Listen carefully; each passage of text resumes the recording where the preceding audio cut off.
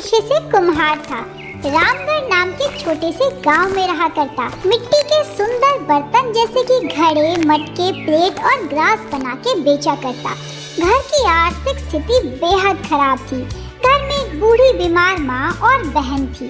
दोनों का गुजारा कन्हैया ही करता था। मिट्टी से बर्तन बनाने की कला सबसे पहले उसके परदादाओं ने शुरू की थी। फिर उसके दादा और उसके बाद उसके पिताजी ने इस कला को आगे बढ़ाया। लेकिन उस समय मिट्टी के बर्तनों का मोल अच्छा था।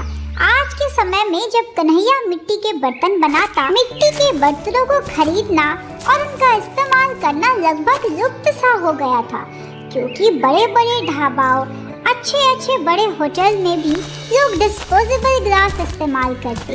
ऐसे में बेचारा कन्हैया गांव के बाजार में बर्तनें लेकर तो जाता, लेकिन लोग डिस्पोजेबल या स्टील के गिलास में चाय और नाश्ता किया करते। बेचारा कन्हैया दिन से रात तक बड़े बड़े ढाबाओं के पास चक्कर लगाता, लेकिन कोई भी उससे बर्तन खरीदने को तैयार ना था। कन्हैया का व्यापार तो पहले से ही बहुत मंदा था, लेकिन मुश्किलों का पहाड़ तब टूटा जब उसकी बुजुर्ग बीमार माँ ने अपना दम तोड़ दिया। न ही दवाई के पैसे और न ही इलाज के पैसे में। ऐसे उसकी माँ ने लंबी बीमारी के चलते आखिरकार अपना दम तोड़ दिया। इस दुख ने कन्हैया को अंदर तक तोड़ के रख दिया। फिर मंदिर में गया, भगवान की मूर्ति के आगे फूट फूट कर रोने लगा। हे भगवान, क्या फायदा मेरे जीने का जब मैं अपनी माँ को नहीं बचा सका, अपनी बहन को नहीं पढ़ा सका, उसकी शादी नहीं करवा पा रहा हूँ। कन्हैया को इस तरह रोता हुआ देखकर पास में ही एक बुजुर्ग साधु उसके पास आए। क्या हुआ बेटा, इतने दुखी क्यों हो? अरे बाबा क्या बताऊं, मेरा तो परिवार ही उजड़ गया। धंधा इतना मंदा है, समझ ही नहीं आ रहा कि आगे जीवन कैसे चलाऊं। अच्छा बेटा, वो जो बाहर मिट्टी के बर्तनों का ठेला है, क्या वो तुम्हारा है? हाँ मेरा है। बताइए, क्या मुझे तुम उसमें से एक मिट्टी का घड़ा दे सकते हो? लेकिन तुम्हें देने के लिए मेरे पास पर्याप्त पैसे नहीं हैं। अरे बाबा जी, वैसे भी उन मिट्टी के घड़ों का क्या मोल, मैं आपको अभी लाकर देता हूँ। अच्छा, उसमें धोकर पानी भी भर जाना।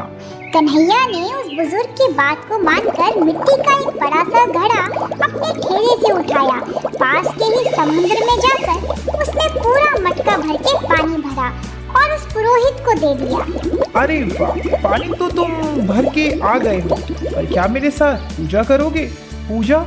लेकिन भगवान को चढ़ाने के लिए ना मेरे पास पैसे हैं, ना फल और ना कोई चढ़ावा, तो भला मैं पूजा कैसे कर सकता हूँ? अरे बेटा, भगवान चढ़ावे से प्रसन्न नहीं होते, भक्त की भक्ति से प्रसन्न होते हैं। चलो आ जाओ, ये पूजा बड़ी ही खास है, तुम्हारी सारी मुश्किलें दूर हो जाएंगी। बाबा की बात मानकर कन्हैया उनके साथ मंदिर में पूजा करने लगता है। जोत जलाता है, भगवान की पूजा अर्चना करता है। पूरी पूजा को लगभग 4-5 घंटे होने वाले होते हैं, लेकिन फिर भी बड़े ही धैर्य के साथ कन्हैया उस पूजा में बैठता है और संपन्न भी करता है। पूजा खत्म होने के बाद वह पुरोहित एक जल से भरा हुआ मटका कन्हैया के हाथ में थमाता है। देखो बेटा, इसे हमेशा अपने ठेले पर रखना, कभी भी इसे बेचना मत, तुम्हारे मंगल दिन आने ही वाले हैं। कन्हैया अपने घर आता है। हमेशा की तरह मिट्टी के दिए, मिट्टी के मटके, ग्लास और कटोरी बनाता है। उन्हें गांव के बाजार में लेकर आता है। तभी उसके पास एक आदमी आता है। अरे भैया, मेरे लिए जरा वो 50 कुल्हड़ तो पैक कर देना। अरे आसपास की डिस्पोजेबल ग्लास कटोरी की दुकान खत्म है और मेरे बेटे का जन्मदिन है। अरे हाँ, क्यों नहीं। पूरे 50 कुल्हड़ वह उस आदमी को दे देता है। कुल्हड़ बेचने के बाद कन्हैया अपना ठेला लेकर घर आता है। घर पहुंचने के बाद वह सारे कुल्हड़, मटके और बड़े ग्लास कटोरियों को नीचे उतारता है। तभी उसकी नजर उस बड़े मटके पर पड़ती है जो बाबा जी ने दिया होता है। उसमें जो पानी भरा होता है, अचानक से उसे कुछ परछाइयां दिखती है। जिस आदमी ने उससे 50 कुल्हड़ लिए थे कि उसका बड़ा ही भयानक एक्सीडेंट हुआ है। लेकिन कन्हैया को बड़ा अजीब लगता है कि मैं थोड़ा पागल हो गया हूँ। मिट्टी के बर्तन नहीं बिक रहे ना, तो शायद दिमाग खराब हो गया है। मैं भी क्या क्या देखता हूँ। ऐसा सोचकर वह सारे पानी को घड़े से बाहर निकाल देता है और उस सारी घटना को अपना वहम मानकर अगले दिन फिर से बाजार जाता है। तभी उसे वही आदमी दिखता है जिसने 50 कुल्हड़ दिए थे, लेकिन उसके हाथ और सर पे पट्टी बंधी रहती है। वह दर्द से कराह रहा होता है। अरे भैया, आप तो वो कुल्हड़ लेके गए थे ना मेरी दुकान से, क्या हुआ आपको? सर पे पट्टी कैसी है? अरे भैया क्या बताऊं, तुम्हारी दुकान से कुल्हड़ लेकर गया, जल्दबाजी में था, अचानक से बहुत बड़ा एक्सीडेंट हो गया, बहुत चोटें भी आई, ना ही समय पर कुल्हड़ घर पहुंच पाए और ना ही मैं। चलो खैर, मुझे थोड़े से कुल्हड़ और दे दो, मैं चलता हूँ। ये सारी बातें कन्हैया को बेहद आश्चर्यचकित कर देती है।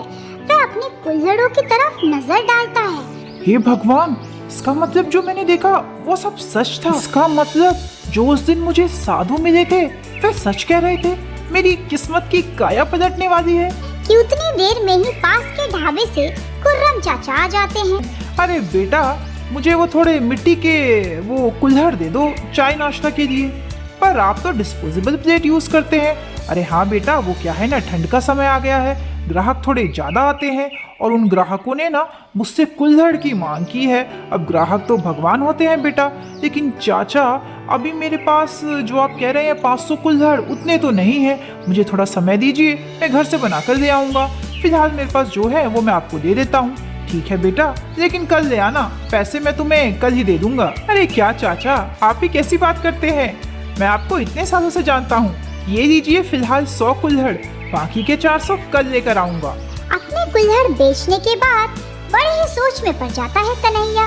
वह फिर से घर जाता है, ठेलों पे से सारे कुल्हड़ और मटकों को निकालता है। बड़े मटके में जिसमें पानी भरा होता है झांक कर देखता है, और इस बार उसे उस कुल्हड़ में बाबा की दुकान पर लगे हुए आग के बारे में पता चलता है। लेकिन इस बार वह देर नहीं करता, वह तुरंत ही उस कुर्रम चाचा की दुकान पे जाता है और उन्हें सूचित करता है कि आपकी दुकान में आग लगने वाली है, जल्दी से सब देख लीजिए। तुरंत ही कुर्रम चाचा अपने कारीगरों को बुलाकर ये बात बताते हैं। सारे कारीगर बिना समय गवाए ढाबे में हर चीज की जांच पड़ताल करते हैं।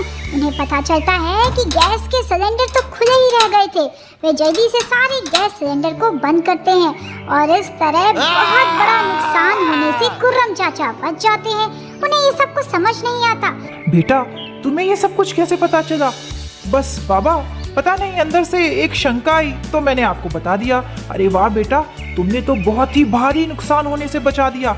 ये लो तुम्हारे पैसे, और ये 1000 रुपए और अलग से रखो। तुमने मेरी दुकान बचा दी, मेरी रोजी रोटी बचा दी तुमने। कुर्रम चाचा के दिए हुए हरे भरे नोटों को देखकर कन्हैया की आंखें चकाचौंध हो जाती है। अरे वाह, इतने सारे पैसे तो मैंने आज तक कभी भी नहीं देखे। इसका मतलब वो बाबा, वो चमत्कारी बाबा थे। अरे वाह, मेरी तो किस्मत ही बदल गई। अब से मैं हर बार कुल्हड़ में देखकर लोगों की जान बचाया करूंगा। ऐसा सोचकर जब भी कोई भी ग्राहक कन्हैया की दुकान पे कुल्हड़, मटके या मिट्टी के बर्तन खरीदने आता, कन्हैया बिना समय गवाए कुल्हड़ में उसका भविष्य देखता और बताए हुए भविष्य को वह लोगों को सूचित करता। इससे लोगों की जान भी बच जाती, नुकसान होने से भी बच जाता और बदले में कन्हैया को हरे हरे नोट मिला करते। उसकी आमदनी बढ़ गई थी। अब उसके कुल्हड़ों से ज्यादा कीमत उसके भविष्य बताने की हो गई थी। एक दिन मिट्टी के बर्तन बनाते समय कन्हैया ने सोचा, अब मैं इस काम को नहीं करूंगा। अरे दिन भर धूप में नंगे पांव चल के गांव जाके ये मिट्टी के बर्तन बेचता हूँ, फिर भी मुनाफा नहीं होता। लेकिन वो जो जादुई कुल्हड़ है, मैं उसमें देख के लोगों का भविष्य बता सकता हूँ। इस तरह से तो मुझे बड़ा मुनाफा होगा। बहन की शादी भी अच्छे घर में करा दूंगा और अपने लिए भी वो झोपड़ी हटाकर आलीशान घर खरीदूंगा। हाँ, ये बिल्कुल ठीक है, मैं ना बाबा बन जाता हूँ। ऐसा सोचकर कन्हैया एक साधु का वेश धारण करता है। हाथ में गले में रुद्राक्ष की मालाएं, हमेशा कुल्हड़ में लोगों का भविष्य देखकर उन्हें सूचित करता। अब तो वे बड़े बड़े मंदिरों में जाकर बैठा करता। लोगों की भीड़ उमड़ आती। लोग अपना भविष्य जानने के लिए मुंह मांगी कीमत देते। तो इस तरह उस जादुई कुल्हड़ से छोटी सी झोपड़ी से आलीशान महल तक का सफर कन्हैया ने तय किया। अच्छा रुपया और बढ़िया घर आने के बाद उसकी बहन के लिए अच्छे रिश्ते भी आने लगे। कन्हैया ने अपनी बहन सीमा की शादी बहुत बड़े और प्रतिष्ठित घर में किया। समाज बिरादरी में उसका काफी नाम भी हुआ। एक दिन उसने सोचा, अरे मैं सबका भविष्य बताता हूँ, क्यों ना एक बार कुल्हड़ में झांक के देखूं कि मेरा खुद का भविष्य क्या है। आखिर मैं और कितने पैसे कमाऊंगा। ऐसा सोच के वह कुल्हड़ में जो पानी होता है अपना चेहरा उसमें डालता है, लेकिन जो कुछ उसे नजर आता है उससे वह बेहद परेशान हो जाता है, क्योंकि उसे उसकी गरीबी और फटेहाली का दृश्य दिखता है।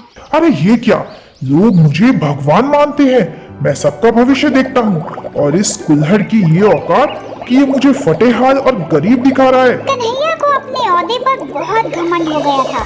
कुल्हड़ में अपना भविष्य देखकर उसे बेहद गुस्सा आया और गुस्से में उसने उस बड़े से कुल्हड़ को फोड़ दिया, जिसमें से सारा पानी जमीन पर गिर गया। तभी कन्हैया को एहसास हुआ, हे भगवान, ये क्या हो गया मुझसे? अरे इसी जादुई कुल्हड़ में तो मैं लोगों का भविष्य देखा करता था। हे भगवान, अब मेरा क्या होगा? अब जब कोई भी आदमी कन्हैया के पास अपना भविष्य पूछने के लिए आता तो जादुई कुल्हड़ ना होने की वजह से वह उन लोगों को बता ही नहीं पाता। आखिरकार लोगों ने उसको ढोंगी और विश्वासघाती घोषित कर दिया और कन्हैया के ऊपर आरोपी होने का केस भी दर्ज किया। वकीलों की फीस और पुलिस स्टेशन के चक्कर में लगभग कन्हैया की सारी जमा पूंजी खत्म हो गई और वह फिर से अपने टूटे फूटे झोपड़ी में आ गया। फिर से मिट्टी के बर्तन बनाने लगा। घर में झाड़ू पोछा, गरीबी और फटेहाली छा गई। आखिरकार कुल्हड़ की भविष्यवाणी सच हुई। अंत में कन्हैया की किस्मत में फटेहाली और गरीबी ही आई, लेकिन कन्हैया को बहुत विश्वास था कि फिर से कोई बाबा आएंगे और उसे जादुई कुल्हड़ मिलेगा। ऐसे ही भावनात्मक और मनोरंजक कहानियों के लिए चैनल के साथ जुड़े रहे। चैनल को लाइक सब्सक्राइब करना ना भूलें।